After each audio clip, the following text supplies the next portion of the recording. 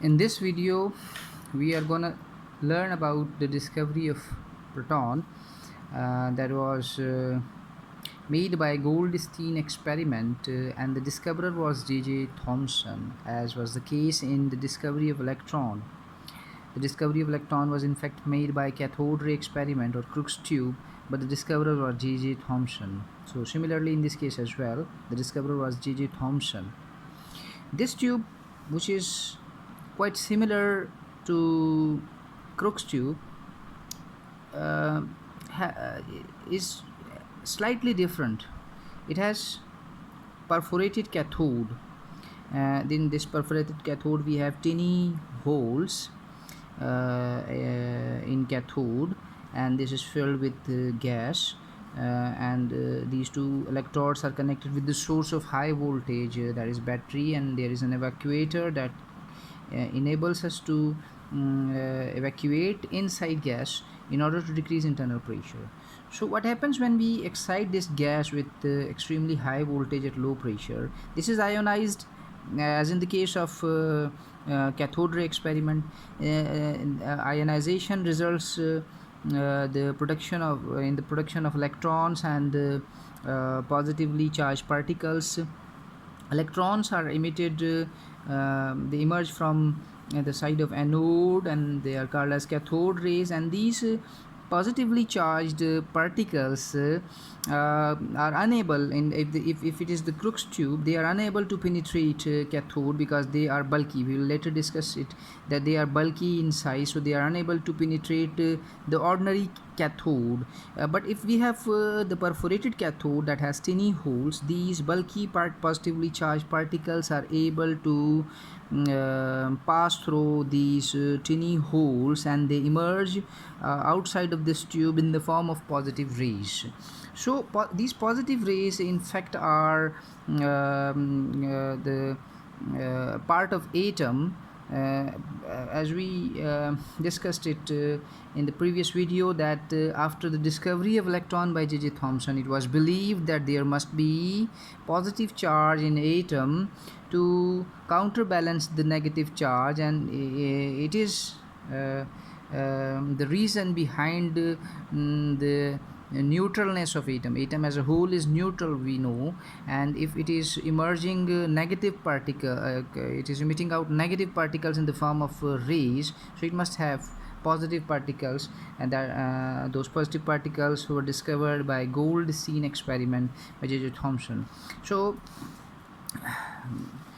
these positive rays, first of all, it is important to know that all the gases possess these positive rays. They emit these positive rays. It means all the atoms possess positive charge, as all the atoms possess electrons. These rays are of material nature, means these are like cathode rays. These are not ordinary light rays, these are actually the beam of particles, so therefore they possess mass, and they are able to rotate a tiny pedal. They can bring about some motion because they are massive particles, and they possess therefore mechanical energy. So the third point is that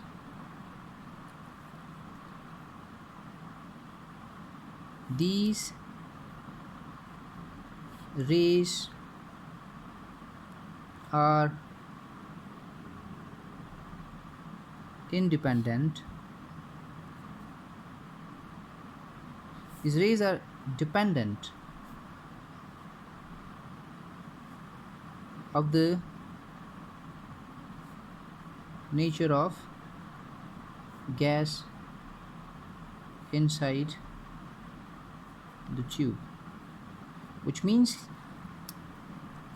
as in the case of cathode rays, we may take any gas inside tube, nature of cathode rays remain unaffected. But in case of these positively charged rays, the nature depends on the nature of gas inside, means hydrogen helium or neon or argon, nitrogen, oxygen, fluorine, chlorine, or any other gas inside this tube, or even the liquid or solid matter in the form of vapors, will have different nature of these radiations in each case. It is because these rays are actually consist of positively charged nucleus, these nuclei. These are actually not the single particles, but they are the aggregate of many particles. It is in fact the nuclei in motion.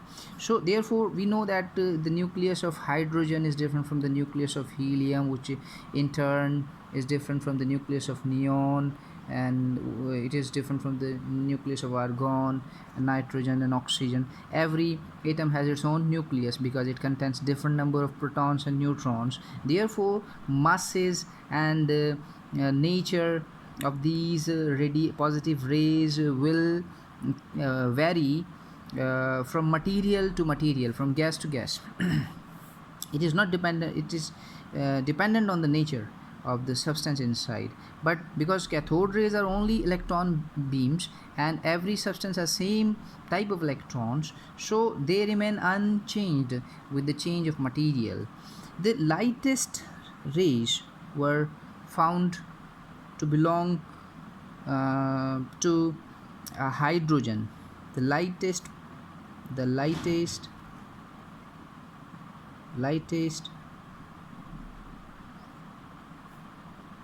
positive rays belong to hydrogen, and it was supposed to be the unit of positive charge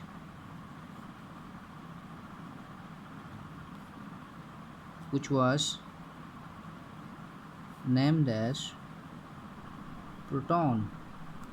So this proton comes from the nature of radiation, because these radiations are actually positive in nature. Therefore it was named as proton, and the lightest positive particle was proton, which belongs to hydrogen. So if any gas that is that has greater number of protons, it will definitely heavier and it will have greater positive charge.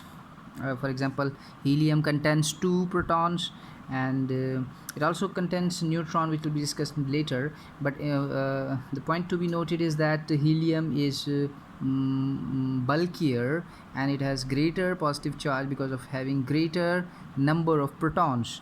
So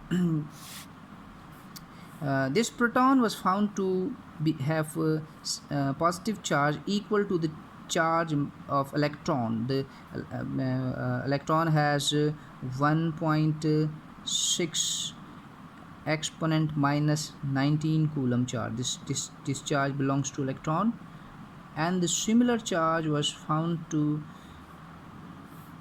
belong to proton, that is, but the sign will be opposite, 1.6 into 10 power minus 19 coulomb. This is the charge of a proton. Means the magnitude of charge is not different in the case of electron and proton. They both have equal magnitude of charges, but the signs are opposite, which means that the nature of charge of electron is different from the nature of charge of proton. Conventionally this charge is regarded as -1 and this is regarded as +1. The charge of 2 electrons is -2, 3 electrons is -3, and so on. Similarly, the charge of 1 proton is +1 and 2 +2, and so on and so forth. So but one point should be noted here, that electron is if we consider the mass of a proton, it is not similar to the mass of electron.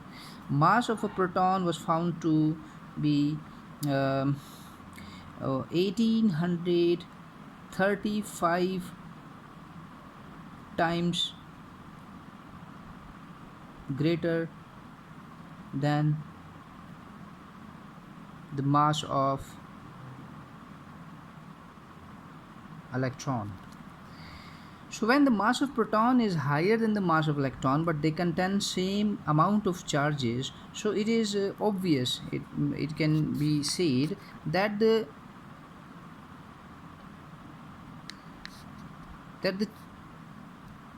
amount of charge on electron with respect to its mass is higher in case of electron. So we can say that charge to mass ratio of electron is higher than the charge to mass ratio of proton. Means if we take 1 gram of electron and 1 gram of proton, so because in 1 gram of electron we will have greater number of electrons as compared to the number of protons, so the 1 gram of electron will carry greater amount of charge.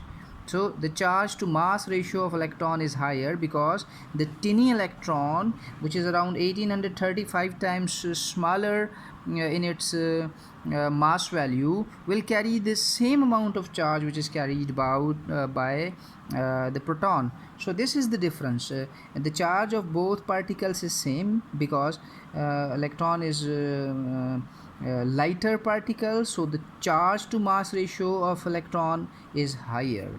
So this was all about Goldstein experiment, and in this experiment we discovered a positively charged particle in atom. In the next video we will discuss how neutron was discovered, that is actually the neutral particle. Actually, after the discovery of proton and after the discovery of nucleus by Rutherford, which we will discuss in the next videos, it was believed that the amount of positive charge in atom is also associated with the mass of atom.